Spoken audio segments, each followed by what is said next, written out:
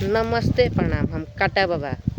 तो आज हमनी के एगो होली गीत के विषय में बात करे वाला बन जाए कि होली गीत ऐसे बा कि सच कहतानी भौजी बिना चढ़िए के बानी।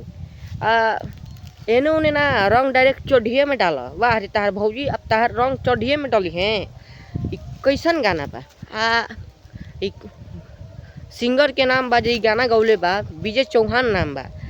ठीक बा गाना गौल, लेकिन जैसे जैसे मतलब भोजपुरी अच्छा रहल है 2-4 सालों में कुछ लोग कहतन आवा ढोरी छील द, अब तू होली गीत निकाल दिल कि आवा चढ़िए में डाल द।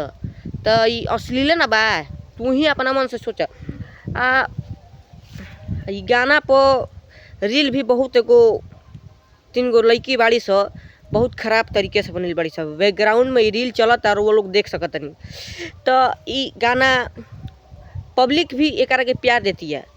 यदि गाना बंद हो जी तो ठीक रही, नहीं तो ये आवे वाली भोजपुरी के बदनामे करती है। कह के वो लोग देख सकतनी कि साफ कहीं भौजी बिना चढ़िए के बानी। तब अब कुछ दिन में आई कि रंग डाला उघारे निघारे बानी। वाह रे गाना। विजय चौहान खुद लेखक बाड़न, गाना के उहे लिखले बाड़न।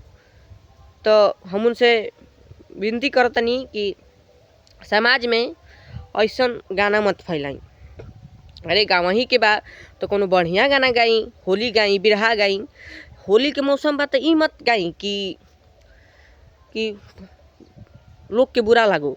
अब ई 4 गो समाज में बैठ के घर में गाना सुने जोग नहीं खे। एगो और गाना आइल बा कि एने ओने डालता भट्टा डायरेक्ट मोबिले डालता। तो ठीक बा गाना गाई रुआ, गाना स्तर पर बा, इससे कोनो दिक्कत नहीं खे। लेकिन जो तरीका से ही अश्लील तरीका से ही गाना पर रील बनता, हम ओकर विरोध करतनी। आगे से रुआ ध्यान रखम कि ऐसा गाना मत आवे, ठीक न।